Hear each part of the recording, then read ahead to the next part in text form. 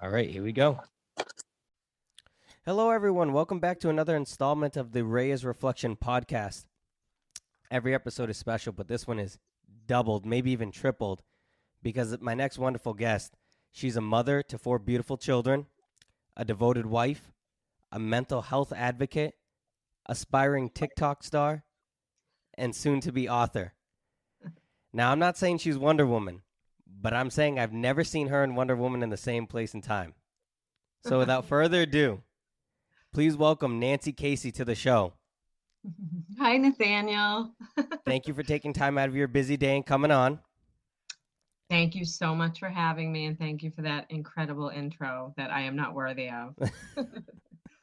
So let's start with this. For the people who don't know you, as I stated, you're a mother of four children. Share some insight about, motherhood, some of the responsibilities, and let's start with your pride and joy. Okay, that's a good place to start. So, super proud mom of four beautiful, biased children. Age range from 17, so I have a junior in high school, I have an eighth grader, and I have a set of twins who are 6, who are in their first year over in kindergarten. I'm a twin myself, so pretty neat having a set of twins. Never expected it. My whole life, they said it skipped a generation. Nathaniel, it did not skip a generation. They told us on April Fool's Day there was 2 babies. I didn't believe them, but here we are, 4 beautiful kids. My one of my favorite jobs, definitely, is being a mom. And I think they're extra good kids. I really do. I maybe just because 'cause they're mine, but I feel very, very, very lucky and fortunate. They're awesome. And I have a wonderful co-pilot, but we'll talk about him later. You you weren't gonna shoulder all that responsibility on you, right? No. No, it sounds way too Wonder Woman-y if Yeah. I do that. No, So wow, no, that's a really big age gap, huh? 17 and 6. it sure is. Wow, Yeah, wow. yeah, yeah. But the dynamics, I must say, I mean, I was, again, once we get into my story a bit, it will all make sense more. But I had the 2 older boys and was very content and figured that was life. And then life happens and 2 more. And I said, oh, I don't know if I can do this. And it's been such a gift. And they were meant to be here, meant to be mine. So yeah, Now, are the incredible. twins? Are they boys? Are they a boy and girl? Girls, boys? So I have so there's one daughter in the 4, and she's the twin. So boy girl twin. I'm a girl twin. So difference there, but Is she the fraternal. youngest too? No, actually, 1 minute, Brody Okay. is the baby. Yeah, she's very glad about that. She's no baby, so she doesn't want to be a baby. But yeah, 1 minute separates the twins. That I think that would teach the older ones to be more tender, having a younger. Am I wrong there, or like You are so not wrong. No, it's honestly the dynamics are beautiful. I mean, you have that typical, 17 and 14-year-old doing their thing. But it's I wouldn't trade it for the world. Beautiful. I highly recommend waiting 8 and 11 years between kids. that'll make it easier when you have to pay for college as well? Oh, it gives us a nice, yeah, it gives us some time to regroup, if you will. Yep. Sure. Speaking of your daughter, I stumbled upon a video of yours in which you were talking with her and you were sharing words of affirmation with her and having her repeat that. There are clearly clear benefits to that, but what caused you to want to start that? Oh, I think being a female myself, right? Knowing what lies ahead for her and being surrounded by boys. She's my, not mini me. Never been a fan of that whole thing, but she's, again, she's walking the same shoes, and I just want to prepare her for this beautiful disaster of a world. And I think being prepared for the world is self-affirmation, self-love, and I will never stop. That's just especially a female. I think all kids for sure, but again, being a female, having a daughter now, I didn't think I ever would. Life took its crazy turns, and here we are with a little girl. So I just want to take full advantage of, reminding her every chance that I get to, even at 6, of self-love and pride and being humble and all the good stuff. So I figure it's never too early. They're on their laptop, their electronics and stuff, and I know that they see some things obviously relative to her age, but I want to be the one that has the loudest voice. I want to be her influencer, if you Yep. will. Good for So you. that's kind of, yeah, that's what I'm trying, we'll see. Well, she has to have a certain level of confidence because you're right. It is challenging. I mean, we're adults. It is the world is challenging for females. So Sure is. good Yeah. good for you. Yeah. Thanks. Some Thanks. intel that came across for shared to me was your obsession with making creatures and feet with food around Halloween time. Oh, you do your research, huh? Whoa. How did this fetish come to be? God. All right. So we're calling it a fetish. I'm gonna let me absorb that first. Um, Fetish. Well, I'm a stay-at-home mom, right? Have been for, gosh, 11 years now, 12 years now. I like to think I'm slightly creative, and it's meatloaf. I think my first one was Halloween. We made a scary creature, and then Christmas came, and I'm like, hey, let me make a tree. Valentine's Day, bet you can A guess. heart. Slapped it into a heart, and we're still researching some Easter bunnies for next month. Nice. Yeah. So yeah, I enjoy it. I love it. The kids love it. So why wouldn't I? Just shaping meat. Anyone can do it. You know, Oh my doable. goodness. Yeah. Yeah, Yeah. You do your research. meatloaf is taking its own separate turn now. Yep. It was one of my most popular TikTok videos. So Really? yeah, and I've done some, mental health. I mean, I've done some serious stuff, and the meatloaf really took off. So it either shows you what world we're living in or how we just need light. Yeah. Yeah. Ask me how it tastes. How does it taste? No, I'm kidding. Don't. I don't know. No, I'm kidding. It's Do good. do your kids give Tastes you better good than it reviews? looks. Huh? Do your kids give you good reviews? They do. They do. They're pretty good to me. I think they know that cooking. I mean, cooking for six is sort of like I call myself. I'm like legit a chef. Like I'm Hmm. not just I don't just say that. Like cooking for six, laundry for six. I'm a laundromat attendant. Like the number there is pretty high. So I think if they didn't give me good reviews, they'd probably starve. You should start a business, a restaurant business for that. Right? I like breakfast. Breakfast is actually my thing, but I don't do it as much. But Yeah. yeah, So, as we previously mentioned, you're a mental health advocate. If I I'm not am. mistaken, this originated at some point because of a personal experience of yours. Can you Yes. share a little bit more about what happened that that caused you to want to go into this life of advocacy? Absolutely. So in 2011, I was married to my first husband, Larry Taylor. High school sweethearts, met when I was 14 years old. He was 17, few years between us. Married in 2002, had the two boys, and in 2011, he took his life, May 28th of 2011. We had been married, it would have been 10 years that year. So he was my world, he was my everything, my boy's dad, and we lost him tragically on Memorial Day weekend.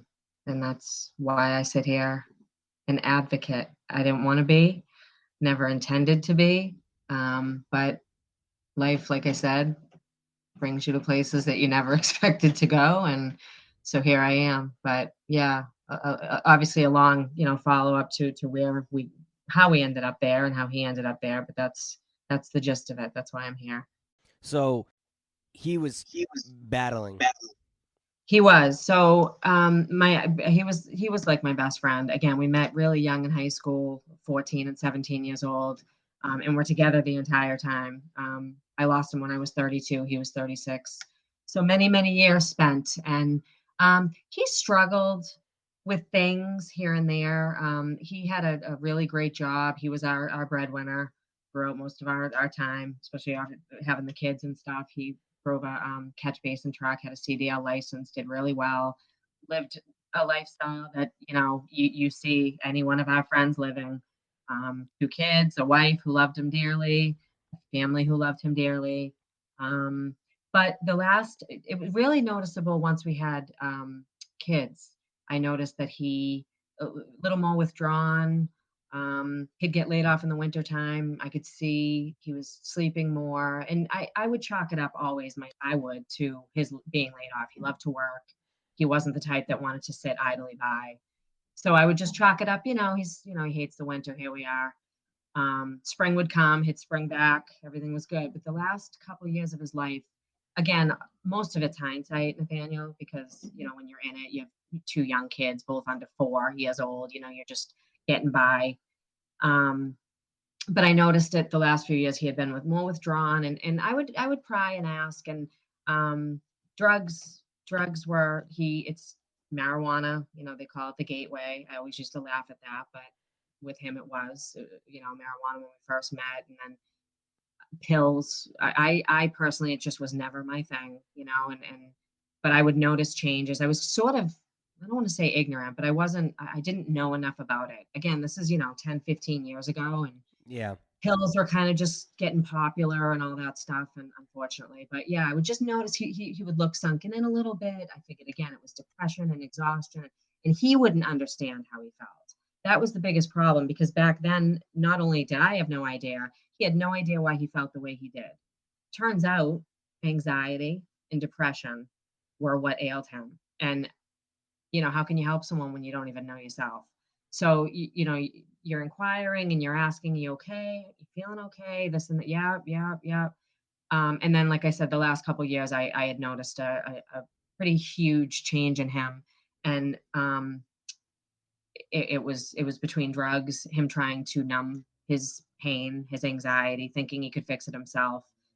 Um, and it got the best of him with the drugs, and the fight just became to feel normal, if you will, which I hear a lot. People who are struggling from anxiety and depression, that's always seems to be the case, is they're not chasing the high, they're chasing the norm. And how heartbreaking. So yeah, I actually took the boys. I disclosed my true self and my true story. No hiding anything. I took our sons a month before he took his life and moved in with my parents, because his drug use and things, it just was getting to the point where I knew that I could no longer do that anymore, be, in that mix, but never not offering. I was over there rubbing his head a week before, and Yeah. saying, what can we do? How can Hmm. we help you? What do you need? And I looked at him and I said, promise me you'll be at our son's graduation. And he looked at me and said, I promise. And it was the last time I saw him alive. Wow. So yeah, it's he wasn't one to threaten it. He wasn't one, over the years, that would throw it out there. He if you want to say shocking, it was, you knew he struggled. I knew he struggled, but as far as ending it, and not being able to fight the fight, I didn't. I can honestly tell you I didn't see it coming, and most people will tell you that knew him too. So yeah. So here I am, Nathaniel, fighting almost 11 years later to, I guess, advocate, same thing maybe. But yeah, I just can't. I can't just be quiet. We lost huge, and I don't want other people to go through that. So Well, you shared that people who back then didn't really know. They didn't really know what mental health was. They didn't really know what it entailed.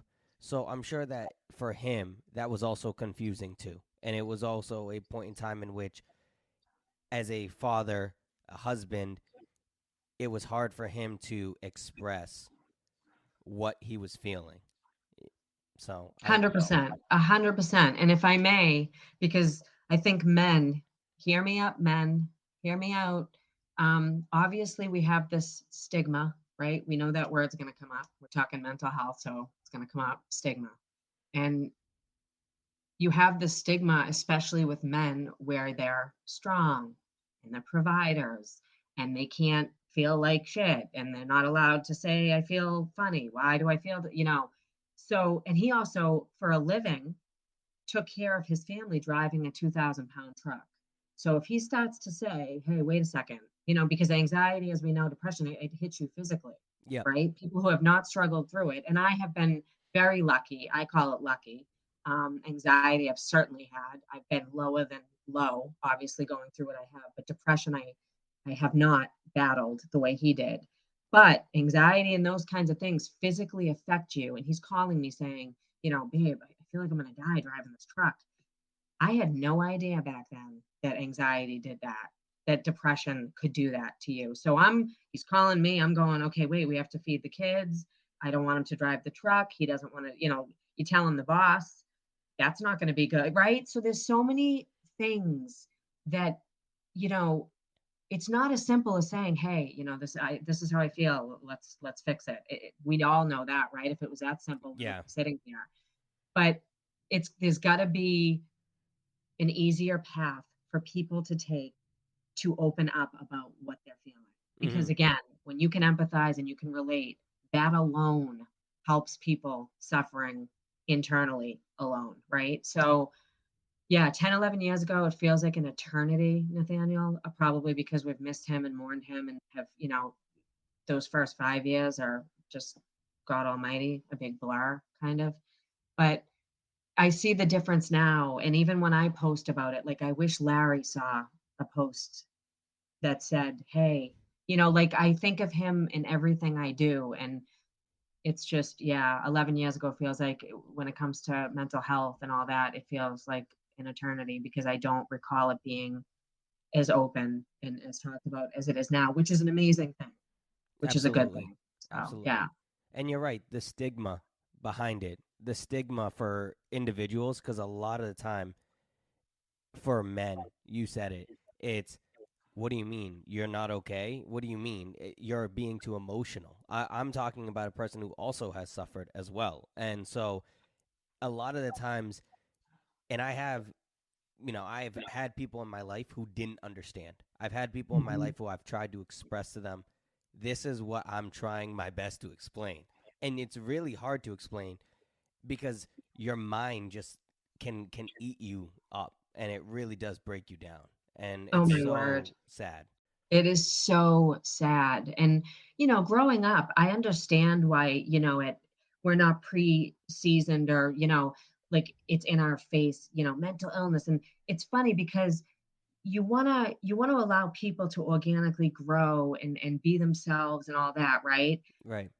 Let me back up a little bit. So children of parents who struggle oftentimes are told very early on, your parents struggled, you're doomed, you're gonna be mentally ill, like all of these things, right?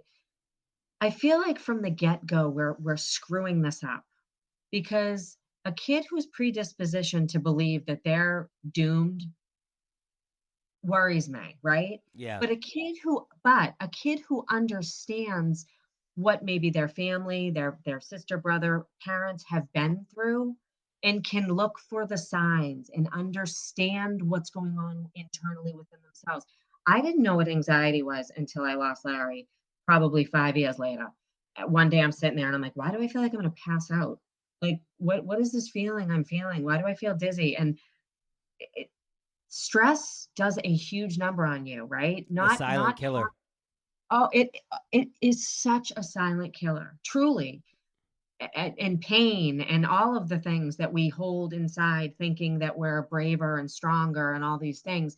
I've always said to me, strength is are the ones that are talking, right? Like Yep. I know it's so cliche, but it takes a lot to say, hey, listen, it's a brave thing. And I pray to God with podcasts like yours and your willingness to sit people like me down and talk like this over time, we're going to be sitting 10, 15, 20 years from now going, it's literally like anything else that you need help with. That it can be, hey, I broke my leg. What do I do? How can you help me? Like I'm so over people quietly suffering. It kills me. So I want people to feel comfortable enough to say, I think that's the key, don't you? I mean, if you can't say I don't feel right, then you're forget it. Absolutely. And I think I was fortunate enough to have a few loved ones who saw that I was plummeting and they said the same thing that you just said. They said, if you had broken your arm, if you had broken your leg, you'd go to the doctors. Same thing with this. And a lot of 100%. the times people don't view it like that. They view it as, because even like you said 10, 15 years ago, it was viewed as you were crazy or you were weak. If I said there's something going wrong mentally, the first thing you think of is I should be in a straitjacket. 100%. Not, oh, there the empathy is not there yet. The Oh my goodness. So I definitely, No, yeah, and the crazy thing, right? So I know I'm one tiny little person in a huge giant world, but I've always said like I hate the way that they say mental illness, and it's kind of this umbrella, right, underneath it of 6,000 things. When you hear mental illness, you go back to 1985 and think of the guy that shot up his workplace. When you think mental illness, you think of, like you said, crazy straitjacket, right? It's time to redefine our struggles of anxiety, depression. It's not the same. And the quicker people truly understand that, especially those not suffering from it, the better off this world's going to be. And I think again, obviously, the more we talk about it, the more comfortable we make people with it. It's not, you're not scary because you're struggling. Listen, everyone has mental health, Nathaniel. I think this is such an interesting take on it, and it's kind of silly, but it hit me. Everyone has mental health. It's just a matter of, is it healthy or not? Like we yeah, all have it. It's our mental health is what? That's the question we need to ask ourselves. It's mentally ill. Okay, it, anxiety, depression. I feel like ill, it's such a strong word that yeah. it steers people funny. I wish we could call it, mentally checking ourselves, or like mentally, challenged even. Like there's something going on, a chemical imbalance, or but something is, like, people would say, why did he take his life? Why did he take his life? Why did he take If there's one question I've been asked 1,000 times in 11 years, that's the one. And I always react the same way. He was mentally ill. Let's start there. Because to me, if you take your life, it's a given that something is not balanced. There is something wrong inside your brain. Even wrong, it's probably not even, that's not even a good word, because wrong sounds, but there's something off. Off. And Yep. he took his life because he was struggling. Um, but people want me to say, "Oh, I left him a month before," or, I took his kids and let. I will never, you will never hear me give that as an explanation. People don't kill themselves for people.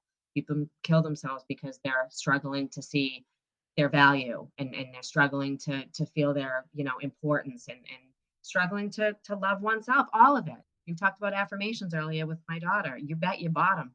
I'll be affirming all my kids their entire life, because you know what? We all need it. So do you think that people try to, for lack of a better terms, I guess, not guilt you, but say you had more part in it because you left them and took the kids prior? I respect that question so much, because I don't think anyone's had the guts to actually ask me that. But you certainly, with a suicidal death of your spouse, okay, because we were still married. I was Okay. very much intending to end the marriage. I'm going to be very honest with you about that. Yep. My life mattered too, and I made decisions that's another thing. People say, do you regret your decision? I don't regret mine. I regret his decision, but I Exactly. can't change his decision. So, um, but I got off track. I'm sorry. What was the question before that? The question was, Oh, scapegoat. yes. Um, I think that being the wife that he adored, and I know that I've never questioned, if he loved me or not, ever. But I think being the wife that left and took the kids certainly left me a scapegoat, and I understood it. I understood it. To this day, I still do. But I like to think that once you get to know me and know our situation and know me as a human, um, that there was literally nothing more I could do for him. And it was time to protect my children. Yeah. I have mentioned drugs. I, sainting him in death, I would love to. Um, I've had my own conflict with sharing what do you share, how much of it, he's not here. But I know deep down that part of his story includes his numbing his pain with those said drugs. And he was high when he took his life. And I feel it's very important to talk about that as well, because it changes things. Hmm. Your brain is not the same high as it is not high, even struggling. So I think it's a valid and very important part of our story, because it's all wrapped up in one, Nathaniel, in my mind. People are numbing, people are hurting, people are drugging, people are hurting. Get back to hurting, because that's what it's about. People are hurting. Right. If you're not in the right mind frame mentally, and then you're taking substances, that are further preventing you from being in a right mind frame, you're going to make some unfortunate and decisions. Yeah. Absolutely. Yeah. And don't forget, you can numb till the cows come home. At the end of the day, you're going to be sober again every single time, and your problems are still going to be there. Mm-hmm. I look at after Larry died and the drugs that were thrown my way, and sure, it would have been great, fantastic. Yeah, let me numb up my life. I don't have to, my kids who are screaming for their dead father. Let me just, pop a pill, and then what? Then I'm postponing hell. No, thanks. Yeah. So I'm glad that, I don't judge it. I don't call you weak for it. But I will adamantly say that it is never, that pill bottle's never going to love you the way that you need to be loved. And it's never going to take you to sobriety, and it's never going to take you to peace. So yeah, it's I another read part of our story. I read somewhere that said you won't find the answer to your problems at the bottom of a bottle. Any bottle, for that matter. Any Pills, bottle. alcohol, you will not find the answer to any of your problems at the bottom of a bottle. So Ding, ding, ding, ding. I, No. I want to ask you this. What do you have to say to people that feel that mental health is fabricated or faked or um like because like everything in life there's two sides of every story. There's two sides of every coin. So you're going to hear one side, you're going to hear another. And there are times where I see some people post some things and they say, it's not mental illness. You did decisions to make you be in this certain predicament. And I've seen things like that. And which I quickly reply back, unfortunately, you're uneducated on the matter. And because that's an ignorant statement. Because for myself, not that this is about me, but my battle with mental illness didn't start till after traumatic brain injury. This is So about you too. yeah, so for me, it's like, well, no, it's not that just I woke up one day and decided to be sad. And so, what do you have to say to those people who have that perspective on mental health? First, I say to those people, congratulations for being wicked lucky and not experiencing any mental health issues. I'll start there because that's what you are, is lucky, which then turns into it's not a choice. Okay. You're lucky because you haven't been given a brain that is imbalanced. You haven't been given a gene that carries depression. You haven't been in circumstances that caused you PTSD. So again, I bravo to you, because that's an amazing thing to be able to say, that you don't suffer or struggle. That being said, um, fabrication of a mental illness, it infuriates me because I too have come across that as well. And I think you have to certainly know somebody struggling, or at least have come across it at some point in your life to even Yeah. begin to empathize or understand it. It's not that I was ever ignorant to it, but I was uneducated Yep. about it. When I lost Larry, I was uneducated. I never thought it was fabricated, but I didn't think about it. I was sort of like, you know what? Okay, those people over there, they're, and again, I'm not going to lie to you. 20 years ago, yeah. Okay, what's up with that person? What do you mean mentally ill?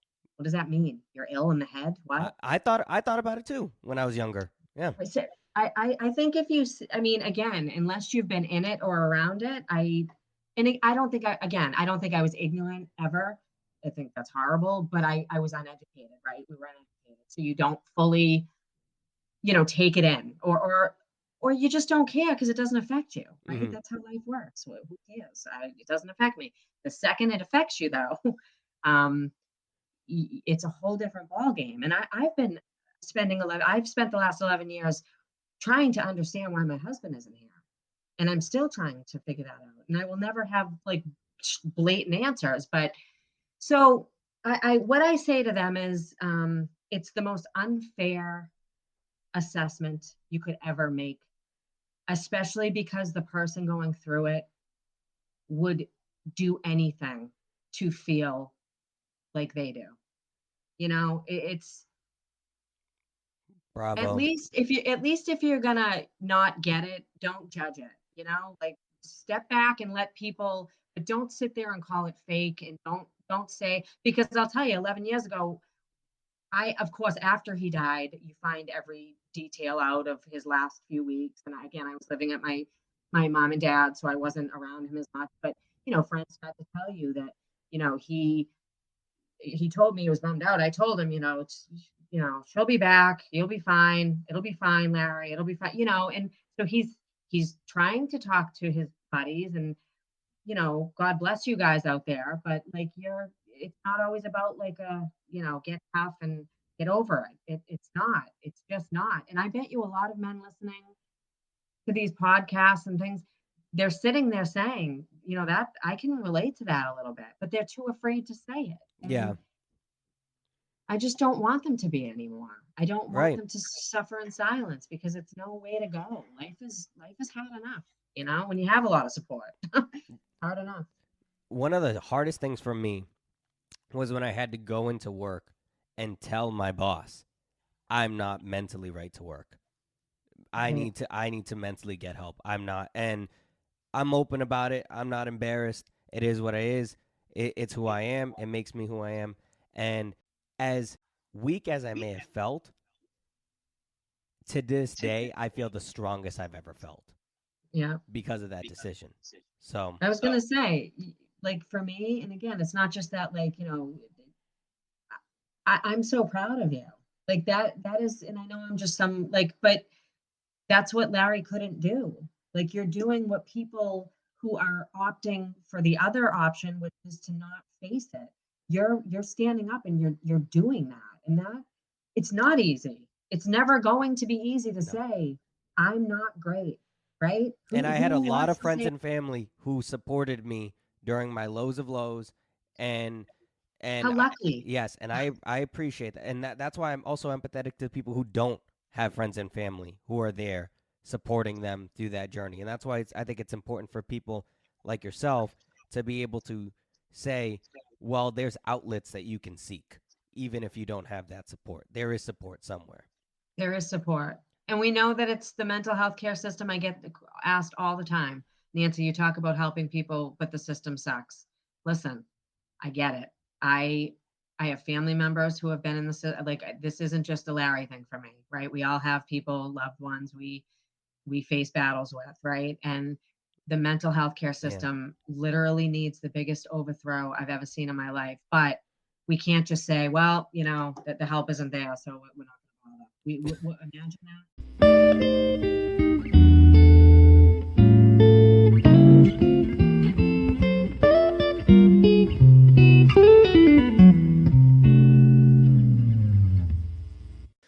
This question is kind of like an A and a B. How have Mm. you been able to overcome this, rebuild your new life, but while still keeping the loving memory of him? Because I think it's so easy to go into the end and not the appreciation. Yeah, like any death, Right. not just through tragedies like this, but through any death, you're so fixated on the end. Right. And there is a beautiful life prior. Ups and downs, roller coaster, like any person. Don't care who you are, like any person. But how are you able to overcome this? Mhm. And now you translated it into a beautiful life that you're living now. And but while you're still keeping this memory. Another question I appreciate because it has to do with my children. To be honest with you, when you ask me that, overcome, I don't know. It's interesting that when you asked me that because I had a new doctor I met a few weeks ago, just a new primary, and she said to me, "How have you dealt with it?" And I looked at her and I said, "I don't know what you mean by that. Dealt with it. How have I dealt with it? I deal with it every day of my life. I have. It will be 11 years in May. I'll deal with it till the day that I'm dead. So how have I dealt with it?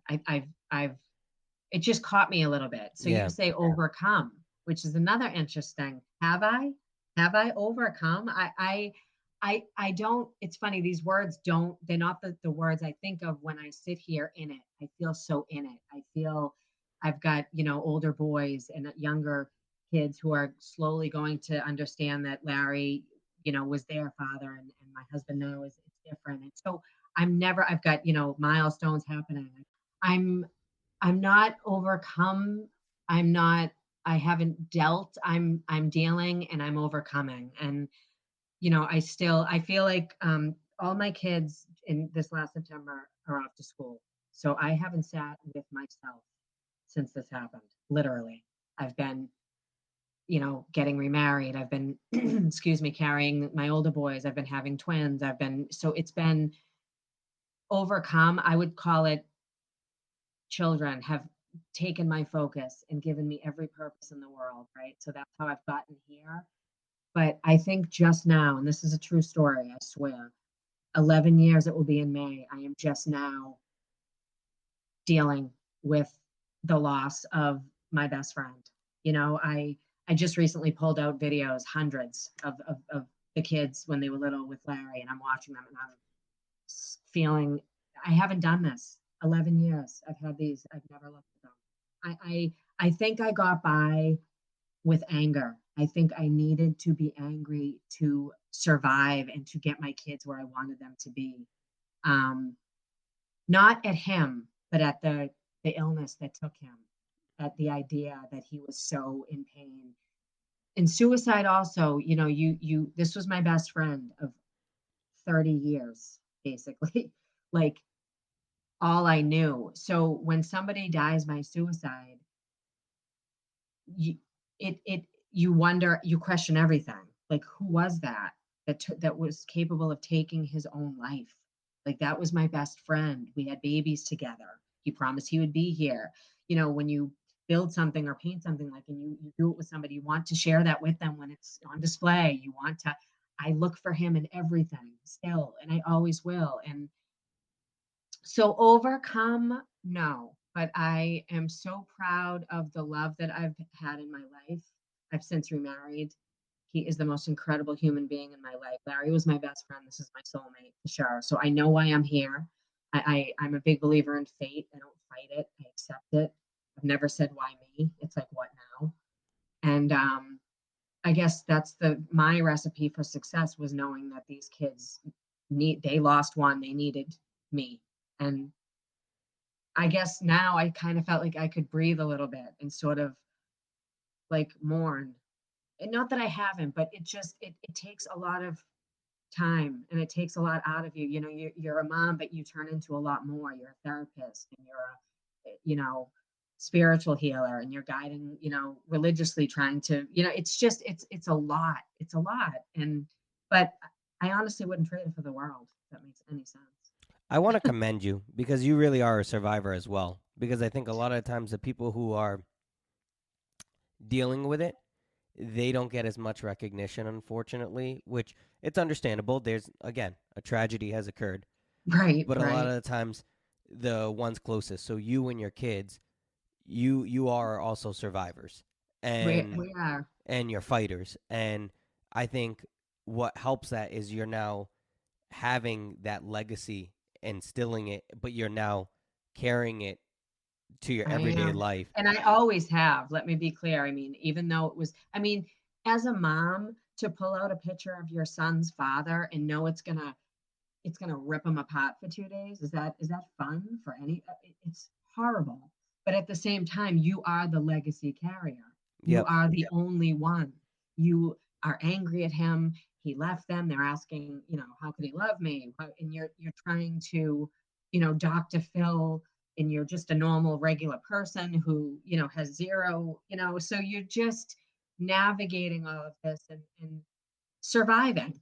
You are a survivor. You're surviving. Those first few years, you are surviving. It's horrible because the manner of death is horrible. It's violent. It's violent. It's just, you don't ever. And like you said, you think of death with people, sure, but it's not typically, the go-to when you think of somebody. And with suicide, it does take away. I had people not coming to his wake because of it, and I'm looking for certain people, and they're saying, "I'm sorry, I don't support that." It's like, support what? You don't support me and the kids. You don't. Yeah. So there's just so many things that it's not just this, you're an old person in a bed and you're surrounded by your loved ones and the priest is watching. It's the opposite of what you dream anyone who is crossing over for them to go through. So, you just survival mode is protective mode, and it can be selfish, Nathaniel.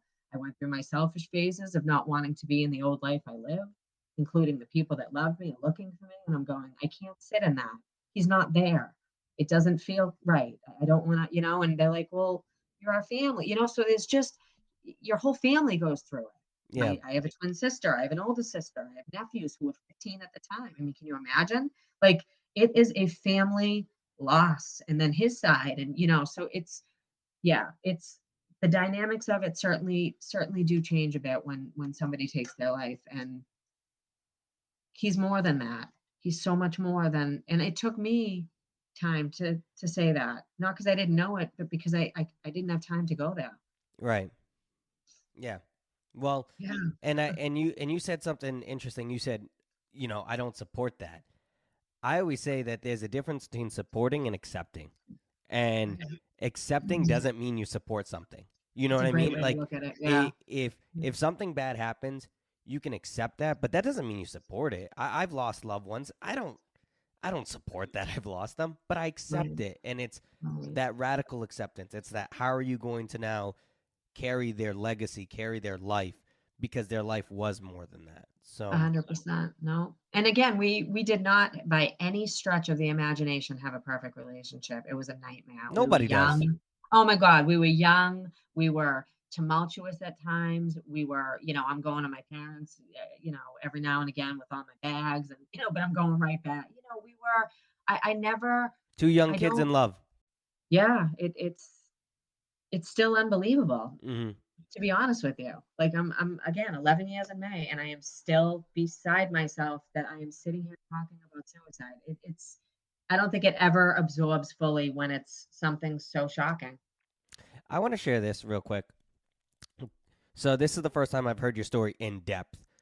I've heard it, and that's when I heard it, I was like, I need to get her on the podcast just so I can kind of understand a little bit more and to have other people hear it as well. I share that because I want to just shout out your husband is remarkable, because it takes a special man to understand what has occurred. And he has been, it's from what I've heard, from what I've read, he's been a rock for you during some challenging times and your boys. And he has the tattoos of their names, right? Yeah. Yes, he does. Yeah. Yes, he does. And Yes. and Yep. he's just, so I just want to, I've never met him. I hope I get to at some point, I because can't wait for you to meet him. he sounds like an incredible human being, and just a light, a shining light in a very dark world at times. So kudos to him. So thank you for that, because I can't let this go by without giving him my own kudos, because again, it's crazy. People always say he saved you guys, and he'll say we saved like him. Like he was looking for us, Yep. and just as much as we were looking for him, and I like to think that. I like to think I saved myself. My pride definitely sometimes I'm like, but um Eddie Caissie is, I mean, if you're going to lose your best friend to suicide and you have two sons that you are pulling through that with respect to Larry and respect to Eddie, like I am so very lucky. I say lucky a lot because it's luck to me. I am so lucky and fortunate. Like I've said blessed before, and people will say to me, wait a minute, but I'm not blessed. I don't have that, but I'm still blessed. So I watch that. I'm lucky. I'm lucky that he has loved me through it. I'm lucky that I can still love Larry through it. I'm lucky that I can, sit and hold my teenage sons, and he will be right behind us hugging both of us because we're having a Larry day. Um, I have never felt bad by the mouth of Eddie Caissie in the 10 years or 9 years we've been together, and I don't have that in me. I mean, I've been through a lot. I don't pity or anything, but it's a heavy life, and you carry it with you. It never goes away, right? It's in there Yeah. somewhere. Um, most days 11 years out are fantastic, but you have the days and the milestones. And I'm noticing too, as the boys are growing, I'm looking at little Larrys and growing Larrys, and, wishing to God I could tell him what was happening. And to have Eddie, so, I mean, I've sent him videos that I found that I want to share of, him with, and Eddie adopted Corey and Jacoby, by the way, a couple years after he's officially on paper. they're everything. And I truly believe that Larry would have handpicked them himself if he could have. So I again lucky as I have a beautiful life, even with all we've been through. I just feel super lucky. So thanks for bringing him up because he is worthy. He's a policeman. He's my hero, sure. And he's also the father of the two little ones, right? He sure is. Yeah. Yeah, yeah. He said early on, why don't we just have twins? Joking. I said I was having zero. By the way, Eddie Casey, usually I laugh because things just go his way. This guy, he's so awesome. Everybody loves him. He's never said a bad word about anyone in his whole life. Like he's amazing. And it's funny, like I have a song I go do do do do do do do like everywhere he goes, like that's the song that plays because everything just goes well, right? Well, I forget what I was gonna say. That's how About bad was it about the kids? the kids. Oh, he goes early on. I had said I have no more kids. I have the two boys. Are you okay with that? He had to be okay with that. I was not having more kids. I had no plans of it. He said, "Babe, I love them. I'm going to adopt them. That's all I need." Well, because he said that, I was like, you know what? I'll give him one, baby. I'll give him one. April Fool's Day, she puts the thing on my stomach and says, "There's two babies." I said, "You're April fooling me." She said, "I am not." She said, "Do you need a minute?" I said, "I need 18 years." And we drove home in complete silence the whole ride from Chelmsford to Nashua, trying to figure out what was going to happen with our lives because we needed a new house, a new car. Like this was over the edge. Yeah. So here we are. And he has a boy and a girl. So it's like The kid literally, yeah. literally could Yeah. not have it made anymore. So yeah, S- he's got everything he needs. So, But somehow that's his payment. Somehow he just always yeah. comes out smelling like roses, right? Yeah, he really does. He's something. He's gonna laugh when he hears this too.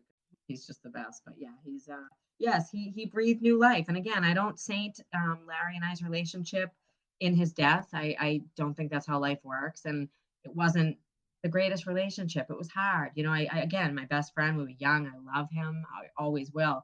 But with Eddie, it's people often kind of compare. There's no comparison for No. me. It's not the same thing at all.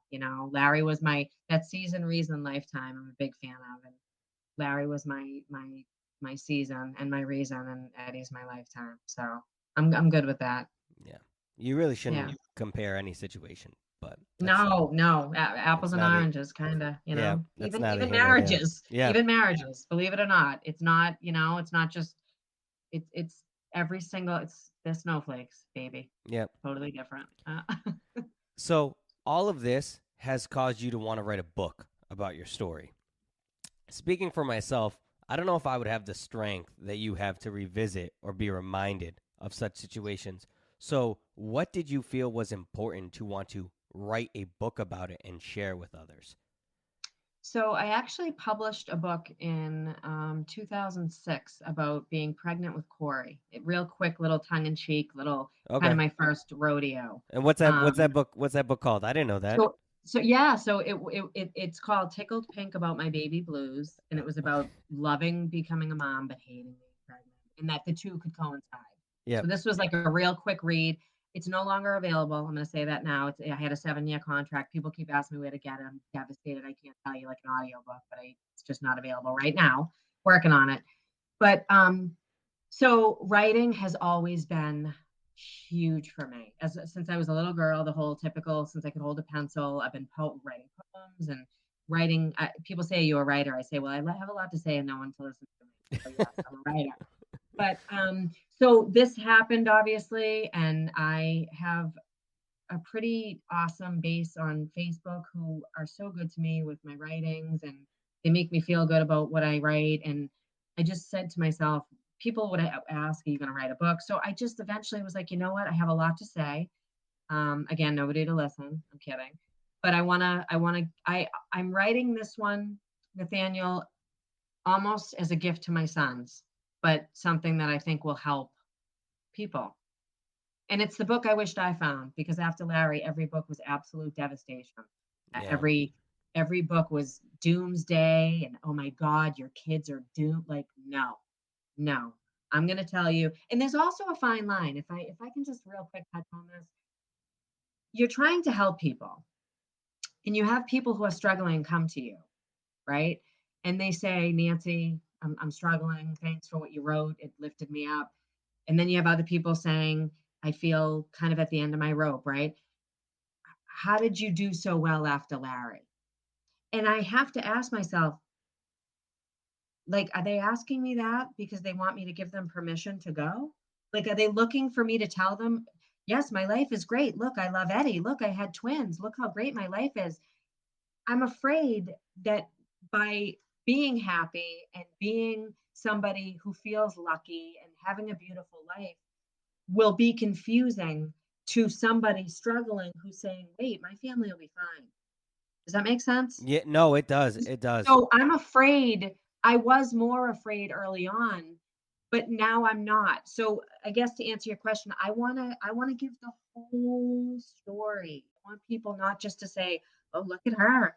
Oh, Larry, she's fine without you." Um, no, I'm living my life and I'm learning every day and I'm navigating trauma and grief is what I'm doing. But I'm not going to let my life go by.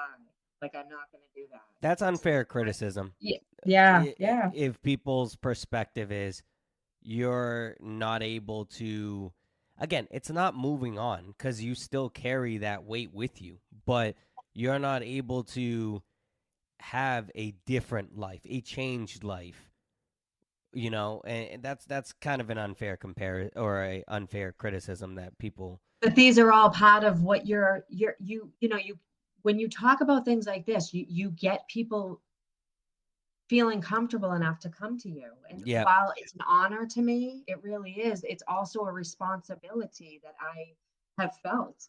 I mean, Nathaniel, you want the truth? I've had people over these 10 years come to me and say, I'm feeling devastated and low, and they're gone the next day. I've had that. That's happened to me in my inbox a few times. Like, I'm not a doctor. I make it very, very, very clear. I am never trying to pretend I know what I'm talking about. I only know what I've been through. That's all I can give you is Yeah. my truth, my real, my situation, and hope that something in there will help. But again, it's a big responsibility when you take on things like this, and it's been scary. And there have been times I've said, you know what, I'm not writing the book. I'm not. I don't want to put this person out there. I don't want to, make them think that this. If nobody writes the book, if nobody does the podcast, if nobody talks, how are we gonna make this better? We're not. So I'm gonna run the risk of you know, having to over explain the fact that no, your family won't be okay. Hmm. No, it's just there's so many dynamics to it. And Yes. you do the best you can being an unprofessional There's a lot of to moving parts. Yeah. yeah, there are. Because there's a lot of moving parts because there's people and emotions attached. It's not just a black and white, especially as it's about mental health. And Right. there, Right. Yeah, the irony. there's Yeah. so much gray that it's not just this clear. Oh, this is this, this is this. It's yeah. Wow. I'm And sorry that people that's happened. no, no, but it's just a perspective that I don't know if people think of. Right. It's just because you see people going on with their lives, moving on. No, no, moving through. We're moving through our life. What else are we supposed to do?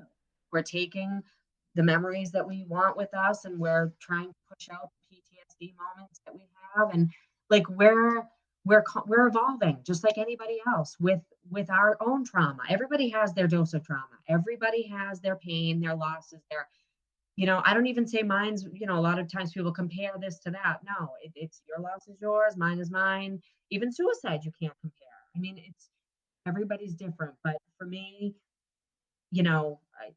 people being open enough to say, Nancy, you look like you're doing okay. Like, and you're like, wait a second, what does that mean? What are they trying to say? Doing okay. Do you want me to put a Progo or whatever the cams are on my life? You want to be there for the not so okay? Like, I don't know what you're looking for. And a lot of times I think too, we're so tiptoe around the empathy for people who are struggling, Yeah. obviously. Mental illness, empathy, they go hand in hand. But I'm kind of a believer in making it very clear that, yeah, no, not an option. Not okay. Like, oh, Larry, he struggled. Yes, yes. But how do we get these people to stop thinking that this is part of the choices they have? Because Like, it's not. that it's. You're saying, how do we get people to think that suicide is the only option to get out of the hole that they're in? Yeah. How do we get people to stop thinking that everyone's better off without them? And right, Yeah. these are the keys to suicide prevention. Is that a thing, Nathaniel? Right? People, another question people ask me: how do we stop it, prevent it? Well, if somebody wants to take their life, unfortunately, we all know that there is a big probability that they can get to that point. The key to me is, and I say it every time, is the foundation of their pain. It's getting to that. Yeah. We must infiltrate before it's too late. So let's stop being assholes to one another. Let's stop bullying each other. Let's stop making each other feel like garbage when we don't feel mentally sound. Let's stop acting like we're all weak and baby if we're not feeling solid as rocks. Let's stop pretending in general that we're okay. Like all of it. It's just so for me the answer to that is how do we prevent it. I think getting people to feel better at their core is a better question to ask. How do we do that rather than how do we stop suicide? Because once suicide is, as we all know, again, if you're an adult, if you're alone, you can get it's not, unfortunately it's not hard enough, right? Said that too. That But there's a lot of ways as an adult in which you can make it imminent, because there's not people breathing down your neck, controlling. 100%. Even these kids, Nathaniel, look at these poor kids. 13-year-old kid on his bunk bed a few weeks ago because he was bullied. Like, Oh, I did see that. Yeah, oh I my did God. see And we that. have the beautiful soccer captain at Stanford, was it, this past week? And my boys are saying, Mom, did you see that? It's 22 years old, on top of the world, parents being interviewed saying no red flags. But in the same breath, she got an email from her college that she was getting disciplinary action for helping defending a teammate. Listen, we got to start saying to people, do you like life? Do you like living it? Are Yeah. you having fun here? How is your spirit? Like, enough of this crap. How you doing? Good, good, good. It's we're way past that. I think we're way past that. Yeah. No, wow. I think you hit the nail on the head and said it better than I could have ever said it. So, Well, I think between the two of us, well, we're doing all right. Oh so do you goodness. have a title for this book? So, it's funny. I've been writing this book in my head for about 8 years, and finally, when the kids all went to school, it's happening. I'm making it happen. But titles fluctuate; they come and they go, and I think it's weird. Some start with the title. I will end with my title. I will come up with it when I'm done. All right. You will Yeah, come up with the title when you get there. I Nice. will. I will. Do you have, so you don't have any release dates or anything like that? Writing a book is an interesting thing, right? Because you want to protect who you want to protect and you Yep. want to be as real as you could possibly be. So I am navigating all of that. Again, I may write my feelings and thoughts, but I'm not like a writer. I don't really know. I'm learning as I'm writing. So release dates, I would really love by Christmas to be published, the Okay. end of year. So that would be, that's if all goes well. If everything goes crazy well, the summer. But I'm gonna give myself to the end of the year and just kind of let it flow. Some days, you write 5 pages, and other days you can't figure a word out. So Yeah, you get that writer's letting it block. You're like, flow. ah. Literally, like I'll just get off and go like take a walk and come back, and I'll just say not today. It just depends. Yeah. Yeah. Some days are better than others. It's like any job, you know. Just 100%, 100%. Some days were flown and other days was stuck. Yeah. so. So, but I'm excited. I am. I'm excited about it. I think it's going to be good. Well, I hope. I'll keep my eyes out for it, and maybe You're you getting a can. signed copy, my friend. Yeah, there we go. I can't wait. Well, Nancy, this was a very moving episode for me, and I hope it is for anyone else who hears this episode. I'd like to say this: your strength, your courage, and your passion, they're just remarkable. And if people can emulate it, the world would be a better place. So, and whoever says that all heroes don't wear a cape, or that all heroes must wear a cape, they've never met you. So, I swear to God, I am not worthy. You're making my nose burn with like water coming out. I want to take a second to thank you. Without you and people like you, we would not be able to talk about these really, really important things. And while I think, the Kardashians are, yeah, okay, and this and that, I wish that we could talk more about this, and thank you for your platform, and thank you for your kind words. Really, it means a lot to me. I appreciate that. So, and if this can reach one person, then we One, did we did our even job. one. We sure did. So, Two of us, one person will take it. Absolutely. So thank you again, and even for your candidness. This is a great normal guy right here who's had his struggles, who's living a beautiful life, rocking his podcast, helping other people. So there's always a way. And let me just finalize this by saying there is always hope. Never, ever, ever forget it. There is always hope around the corner. You gotta live through it to get there. So thank you, Nathaniel, for everything. there's always hope. So, again, Fancy Nancy, with that being said, I want to thank you so much for being a guest on my show. And for all the listeners, thank you so much for stopping by the Reyes Reflection podcast. Please click that follow button and follow I'm Nathanael Reyes on Instagram for all the latest updates, clips, and anything like that. With that being said, remember, may you live, may you love, and may you thrive. I'm the male Oprah, and I love you all.